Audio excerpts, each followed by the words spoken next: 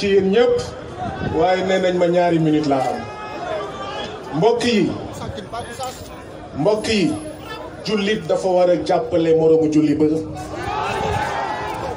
chrétien dafa war a jàppale mbokk chrétien wam juif dafa war a jàppale mbokk juifam waaye wax ji mooy lan mooy jullit dafa war a jàppale mbokk jullitam jullit jàppale mbokk jullitam mooy gis dëgg te wax ko mooy gis dëgg te wax ko te dëgg mooy Israël colonialiste la dëgg bi mooy Israël dafay noot Palestine dëgg bi mooy Israël c'est un état impérialiste dëgg bi mooy Israël moo tooñ loolu mooy dëgg te yéen ñii nekk fii loolu moo leen fi indi donc waru leen am benn gàcce benn complexe ngeen nekk jullit di jàppale jullit yooyu ñuy noot te nekk Palestine ndaxte nag at yii passé dafa am ñoo xam ne dañoo am complexe ba ci jullit yi dama ne am na ñuy jëfandikoo diine ngir noot askan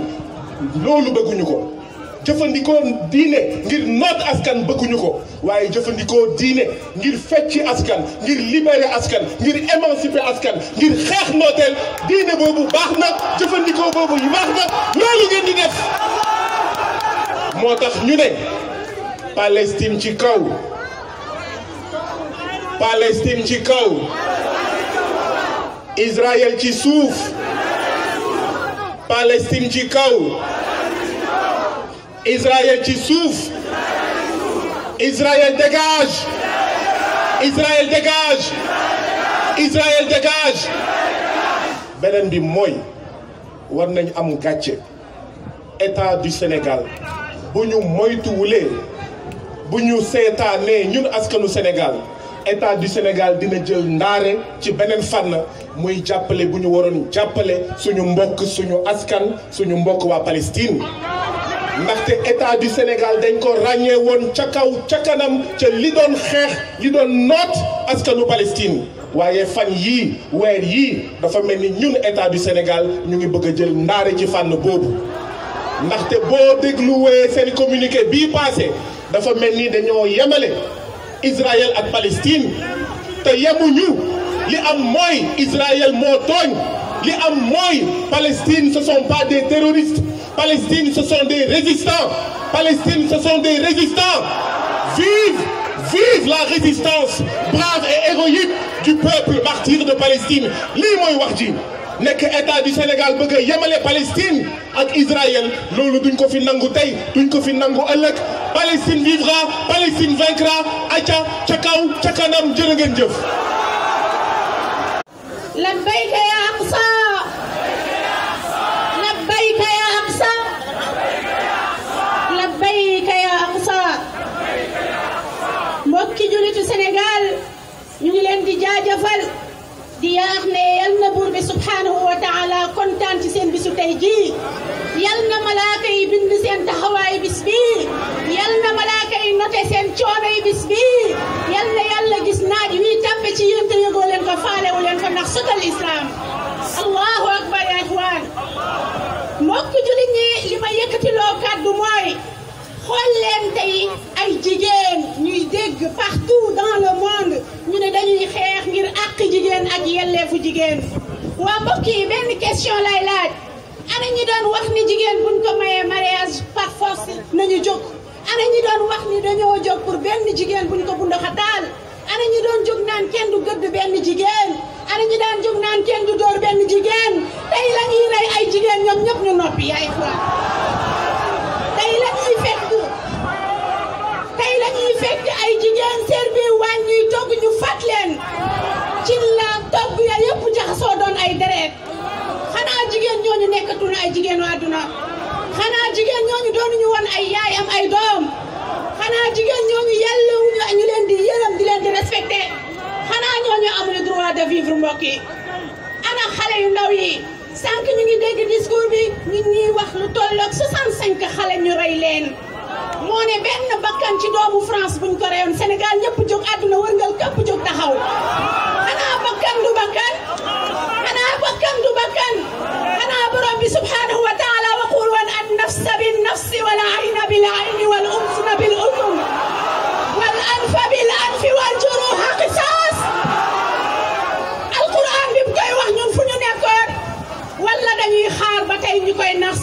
mbokk yi yéen ñi de bokkoo leen ci ñi ko nax sayal deret gi leen yëngal mooy deretu al iman deret bi leen yëngal mooy xarmal masjidul aqsa bi buur bi subhanahu wa taala wax ci alquran buur bi yàlla nee na baada auzu billahi min shaytan rajim mu ne subhana alladi asra bi abdihi laylan min almasjid alharami ila almasjid al aqsa ban jàkka la yàlla tudd foofu ana ban jumaa la yàlla tudd foofu du moo ñu fi tax a taxaw du moo ñu fi tax a taxaw fidaaka ya aqsa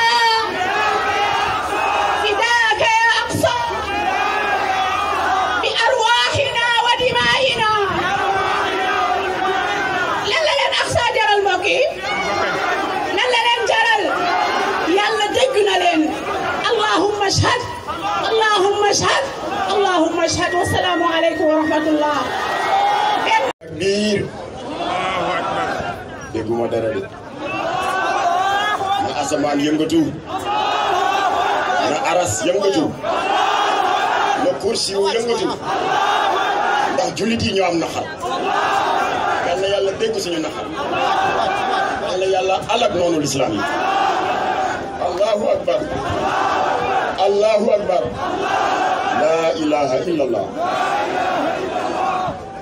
mbokk yi dañ ma sas pour que lii kilifa gi tënkoon sànq ci kàllaama arab ma tënkal ko pour la presse internationale ndax ñu mën a yóbbu message mu egg fa mu war a egg ndax agence Reuters mu ngi fi RFI mu ngi fi Al Jazeera mu ngi fi la presse Gazaoui mu ngi fi kon am naa yaakaar ne votre cri du cœur sera entendu à travers le monde. Allahu Akbar. Allahu Akbar.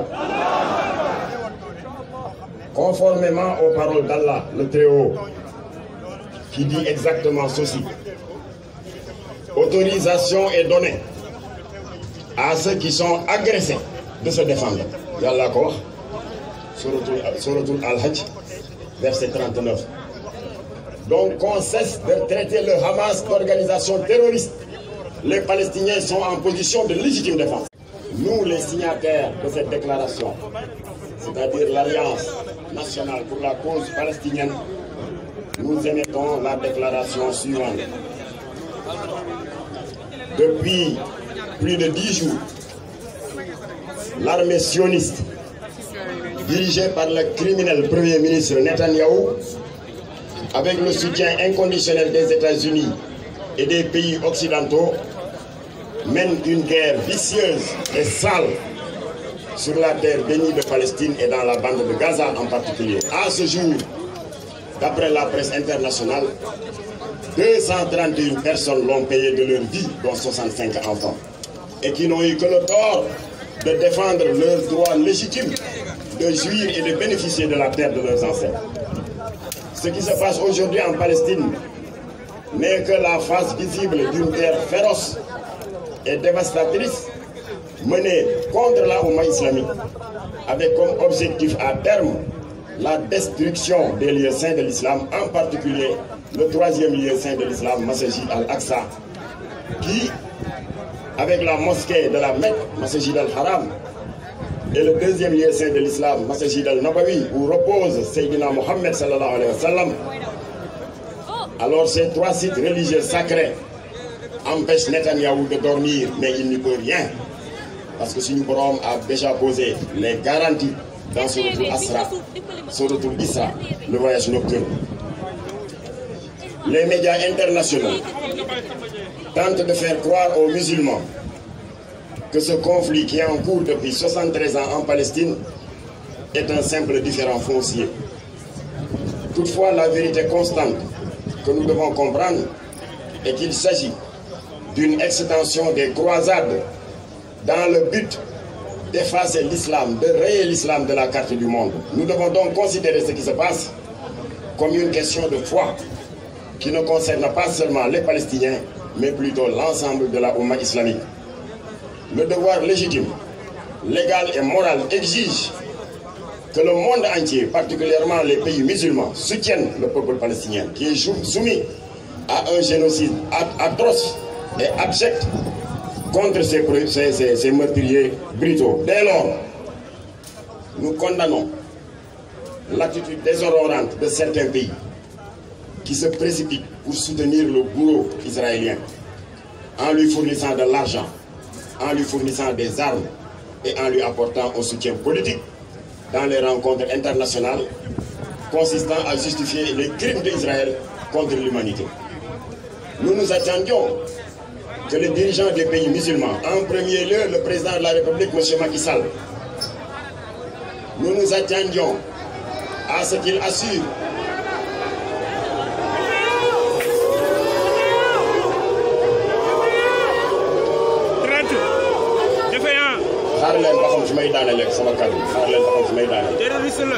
alors dañu wax ne président Macky Sall il est le président du comité des Nations Unies. waaw kon du ma ko tudd tabal tur bi waxal ala xam tabal tur bi. alors moom amul lu muy wax lu ñu naan bàyyi leen xeex bi xeex amul. il y a un agresseur un criminel génocidaire yuy tuur safara ci ay population dafa waroon téye loxo kooku ne ko bàyyi rey bi waaye naan ko il faut arrêter la désescalade moo tax ñun nous déplorons ce communiqué du gouvernement du Sénégal que nous jugeons timide et complaisant. léegi kontaan ngeen. alors maintenant fii ñuy waxe nii kii daf ma woo sànq le président de la commission scientifique docteur Abdou Karim Diaw nee na bi ñuy nasee suñu mbir mi di ko waajal dafa am lu bees ñu ñëw ma ne ko lu bees bi lan la mu ne ma cessez le feu nee nañ cessez le feu am na Gaza mais un cessez le feu c'est quoi c'est une trêve militaire trêve mooy dañu wéerandi gànnaay bi foo déggee ne dañu wéer gànnaay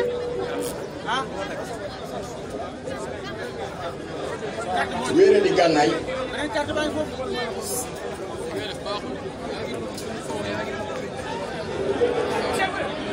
alors cessez-le-feu mooy lan mooy dañuy wéer gànnaay ça veut dire que ëllëg Israël mën na jógaat songaat jullit yi Israël ñaata yoon la violé ay cessez-le-feu. Israël a violé les accords de Camp David en 79. Israël a violé les accords de Oslo en 94. Israël a violé la résolution 242 des Nations Unies. Israël a violé la résolution 338. kooku bi waxee ay cessez-le-feu bi ñu ko gëm looloo waral nag il ne faut pas dormir sur nos lauriers, rester vigilants parce que le problème est resté entier.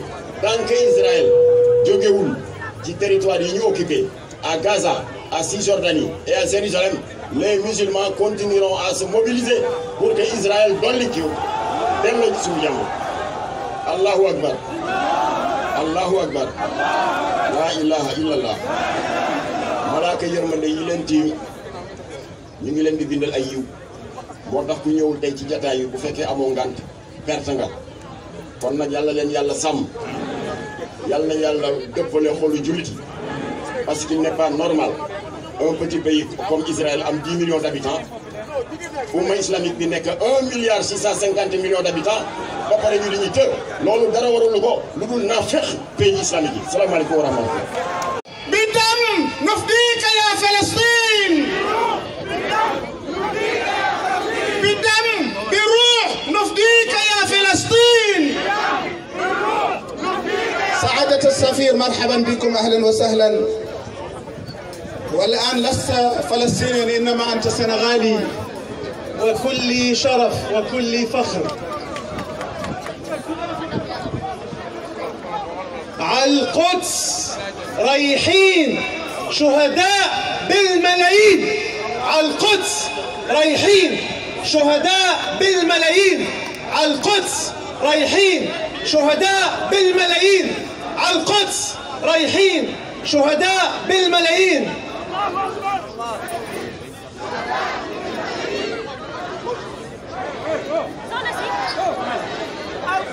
السلام عليكم ورحمة الله وبركاته.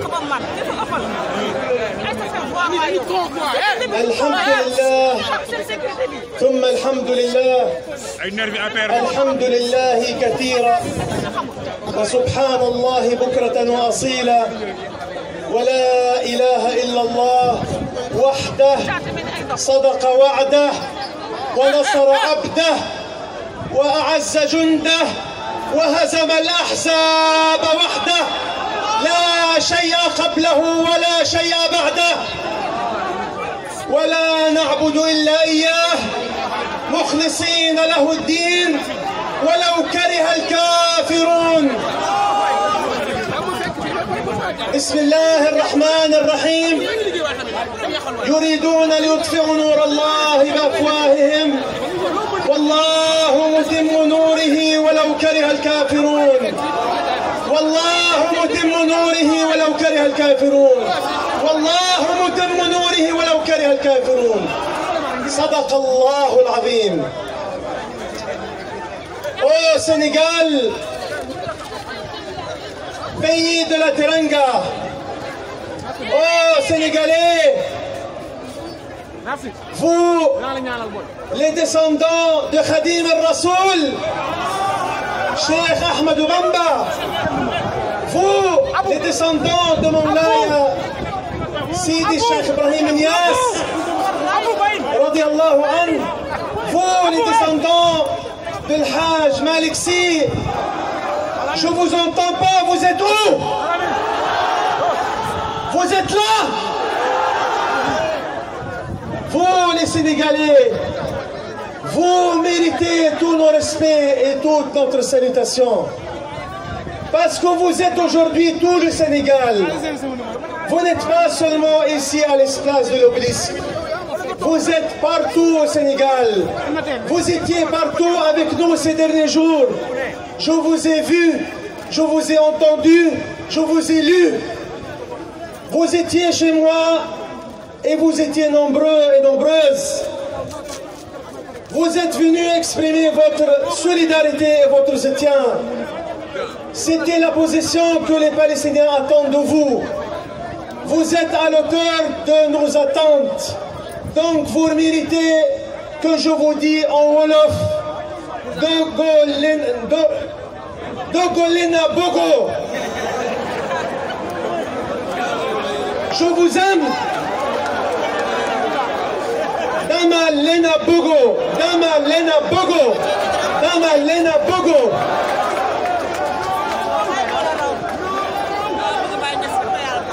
Notre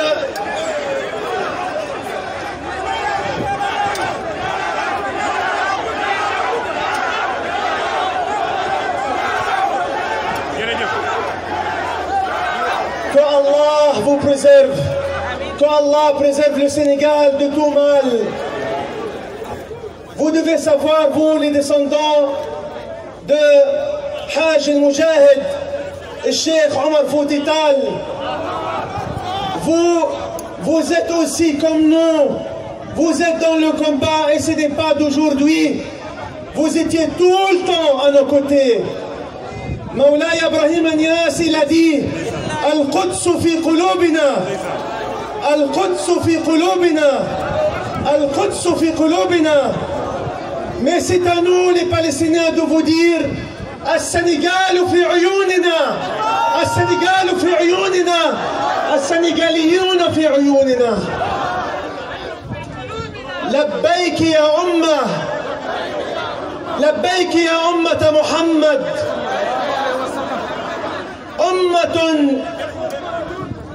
أمة قائدها محمد لا تعرف الهزيمة، أمة نبيها محمد لا تخاف إلا من الله، أمة كتابها القرآن لا تخشى وعد الله لأنها تعرف أن الله صادق وعده، والنصر آت، النصر آت، النصر آت. Nous serons au rendez-vous avec la victoire. Hier, nous étions en train de dénombrer nos morts et nos blessés. Allah, le Tout-Puissant, change l'impossible au possible. en faisant un clic de doigt. Ça, c'est Allah. Il faut y croire. En un clic de doigt, d'hier à aujourd'hui, la Palestine est transformée de deuil à la joie, de la peur à la victoire. Et c'est grâce à notre résistance, c'est grâce au Qassam, c'est grâce à Kataib Abu Ali Mustafa, c'est grâce à Kataib al-Jihad al-Islami, c'est grâce à toutes les fractions qui étaient tous unis par le sang dans le même front. Tous étaient là pour repousser les agresseurs. Et ce n'est que le début, mes amis, mes frères. Ce n'est que le début. Wallahi, wallahi, wallahi, ثلاثة أيمان يرونه بعيدا ونراه قريبا وإنا لصادقون. والله لا يدخلون المسجد كما دخلوه أول مرة وليتبروا ما علوا تتبيرا. هذا ليس كلام سفير. Ça c'est pas la parole de l'ambassadeur. Ça c'est la parole de votre Allah. Allah, quand il dit quelque chose, il est capable de le faire. Mais il nous fait patienter. Il nous fait patienter. Et on ne fait que patienter. La promesse divine sera réalisable. C'est la terre que Allah nous a mis ici à votre nom. On m'a dit Gaza saigne. Je leur ai dit non, Gaza ne saigne pas. Gaza est en train de donner de son sang à toute cette umma. Gaza est en train de donner de ce sang à la communauté internationale. Je voulais vous dire et vous rassurer, les Palestiniens ne reculeront jamais. Ne renonceront à aucun cas à leur droit à cette terre. Nous ne partirons pas de cette terre. Nous avons deux choix. إحدى الحسنيين إما الشهادة وإما النصر. إما الشهادة وإما النصر. إما الشهادة وإما النصر. وسننتصر وسننتصر وسننتصر. والسلام عليكم ورحمة الله وبركاته.